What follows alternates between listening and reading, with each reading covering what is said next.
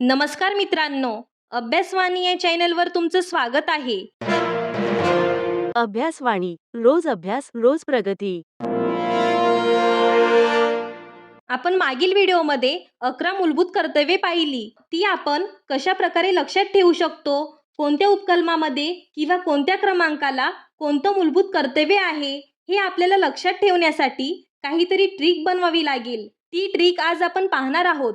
तर बघा, आपण पाहिलं तर ए पासून के पर्यंत अशी 11 मूलभूत कर्तव्य राज्यघटनेमध्ये आहे. त्याच्यामधलं सर्वात पहिलं कलम जे आहे ते 51 ए ते आहे संविधानाचे पालन करणे आणि त्याचे जे आदर्श आहेत, त्यानंतर राष्ट्रध्वज आहे, राष्ट्रगीत आहे, यांचा आपल्याला आदर करायचा आहे. तर बघा, पहिलं कर्तव्य आपलं नेहमी काय असेल, ज्याने आपल्याला ही कर्तव्ये घालून दिलेली आहेत, म्हणजे संविधानाने आपल्याला आपली कर्तव्ये सांगितली आहेत, तर त्याचा आदर राखणे हे आपलं सगळ्यात महत्त्वाचं कर्तव्य असेल. तर पहिलं कर्तव्य आपलं इझिली लक्षात राहतं. जर तुम्ही हे जे मी पिक्चर दिलेलं आहे ते पाहिलं तरी सुद्धा तुम्हाला ते लक्षात राहायला मदत होईल. 51 मध्ये ए जर तुम्हाला लक्षात ठेवायचं असेल तर तुम्हाला कॉन्स्टिट्यूशन आठवलं की तुमच्या लक्षात येईल की हे पहिलं मूलभूत कर्तव्य आहे. त्यानंतर दुसरं जे मूलभूत कर्तव्य होतं ते होतं ज्यामुळे आपल्या राष्ट्रीय स्वातंत्र्य लढ्यास स्फूर्ती मिळाली, त्या उदात्त आदर्शाची जोपासना करून त्याचे अनुसरण करणे. आता लक्षात घ्या, आपण जनरली आदर्श कोणाचा ठेवतो, तर जे आपले आई बाबा असतात त्यांचा आपण आदर्श ठेवतो. मग यात आपली ट्रिक काय आहे? आदर्श बाबा, बाबांमधला जो बी आहे तो आहे आपल्या कलमासाठीचा, म्हणजे उपकलम जे आहे बी, तो लक्षात ठेवण्यासाठीचा आपला बी आहे. आणि हा जो आदर्श शब्द आहे तो आपल्या मूलभूत कर्तव्यामधील कीवर्ड आहे की आपल्याला कोणत्या तरी आदर्शाची जोपासना करायची आहे. ते कशामध्ये दिलेलं आहे? 51 बी मध्ये दिलेला आहे.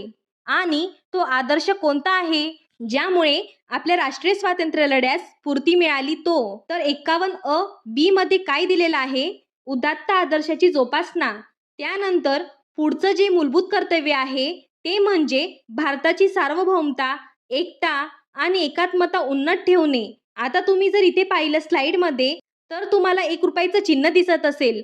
तर मी तुम्हाला म्हटलं सी धिस मनी, याच्यामध्ये सीचं स्पेलिंग SEE असेल. मात्र मी जर तुम्हाला म्हटलं सी मनी, मी ज्या वेळेला सी मनी म्हणते त्यावेळेला तुम्हाला माहीत नाही मी तुम्हाला सी म्हणते की फक्त सी म्हणते, पण तुम्ही त्याचा अर्थ सी आहे असाच घ्या. तर बघा, तुम्हाला 1 रुपया दिसतोय. हा 1 रुपया कशाचं प्रतीक आहे? एकता आणि एकात्मता, सी मनी. त्याच्यामध्ये सी म्हणजे 1 रुपया तुम्ही पाहत आहात, तो 1 रुपया एकता आणि एकात्मतेचं प्रतीक आहे. भारताची सार्वभौमता, एकता व एकात्मता उन्नत ठेवणे व त्यांचे संरक्षण करणे हे जे मूलभूत कर्तव्य आहे ते 51 सी मध्ये दिलेलं आहे. त्यानंतर आपण 51 डी मध्ये पाहिलं होतं, देशाचे संरक्षण करणे आणि आवाहन केले जाईल तेव्हा राष्ट्रीय सेवा बजावणे. याच्यामध्ये देशाचे संरक्षण हा कीवर्ड आहे. आणि आपला दादा जो आहे, म्हणजे डी या उपकलमासाठी आपण दादा हा शब्द घेतलेला आहे. तर दादा हा कुठे काम करतोय? आपल्या वाघा बॉर्डरवर काम करतोय.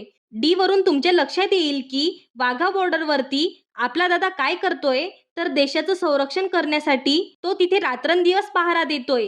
तर डी वरून बघा, दादा आणि देशाचे संरक्षण हे तुम्ही लक्षात ठेवू शकतात.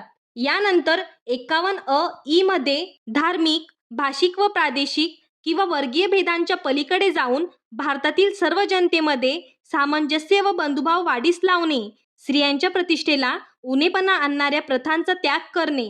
आता लक्षात घ्या, हा जो ई आहे तो ई फॉर इक्वल आहे. इक्वल म्हणजे काय? सर्व समान. म्हणजेच काय? धार्मिक, भाषिक व प्रादेशिक किंवा वर्गीय हे भेद नाही राहिले पाहिजे. हे सर्वजण कसे आहेत? इक्वल आहेत. याच्याशी रिलेटेड ई वरून आपण ही ट्रिक बनवलेली आहे की ई फॉर इक्वल. आणि याच्यामध्येच आपल्याला काय करायचंय, तर महिलांच्या प्रतिष्ठेला उणेपणा आणणाऱ्या ज्या प्रथा असतील त्यांचा त्याग करायचा आहे. त्यानंतर 51 एफ मध्ये सांगितलेलं आहे की आपल्या संमिश्र संस्कृतीच्या समृद्ध वारशांचे मोल जाणून तो जतन करणे.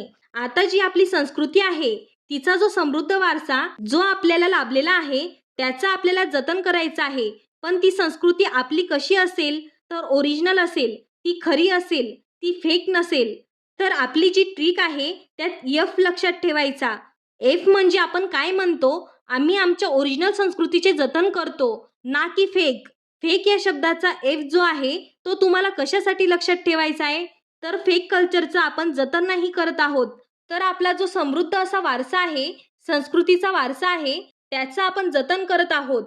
त्यानंतर 51 जी मध्ये वने, सरोवरे, नद्या व वन्यजीवसृष्टी यांसह नैसर्गिक पर्यावरणाचे रक्षण करून त्यात सुधारणा करणे आणि प्राणीमात्रांबद्दल दयाबुद्धी बाळगणे हे आपलं मूलभूत कर्तव्य आहे. आता इथे जो जी आहे तो जी फॉर गार्डन घेऊ शकतो. तर या गार्डनमध्ये आपल्याला काय काय आढळेल? झाडं आढळतील, सरोवरे आढळतील, त्याच्यानंतर एखादी गार्डनच्या बाजूने जाणारी नदी आपल्याला आढळेल. वन्यजीवसृष्टी म्हणजे तिथे काही प्राणी राहत असतील.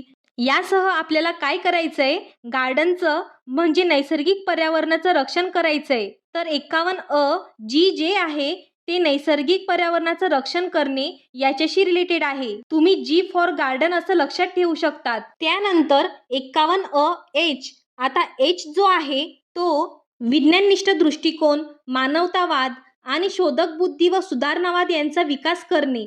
आता बघा, ज्या वेळेला आपण विज्ञाननिष्ठ दृष्टिकोन पाहतो किंवा शोधक बुद्धी यांचा विचार करतो, त्यावेळेला आपल्याला ज्यांचं हाय लेवल थिंकिंग असतं अशी लोक आठवतात. हाय लेवलचे जे इन्व्हेन्शन्स आहे, त्याच्यानंतर तुम्हाला हा कम्प्युटर पाहिल्यानंतर लक्षात येईल की हा कम्प्युटरचा शोध, मग हा एक वैज्ञानिक दृष्टिकोन झाला.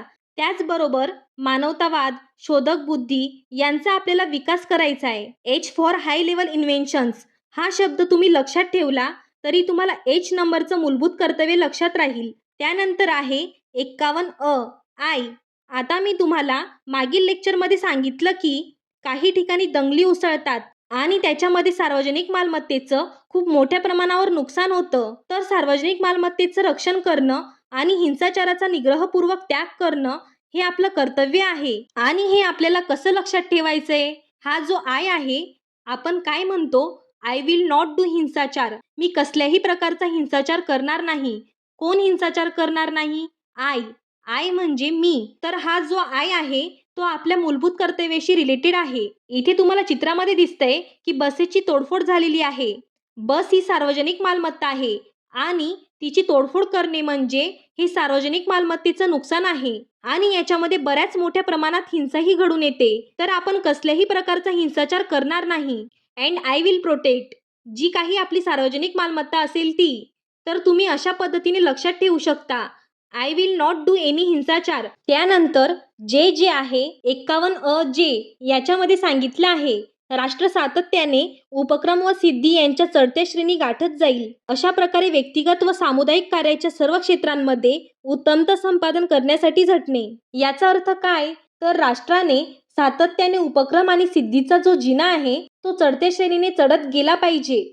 मग याच्यामधला जो जे आहे तो शब्द जर आपण इंग्लिशमध्ये लिहिला तर तो आपण जे ने स्टार्ट करतो.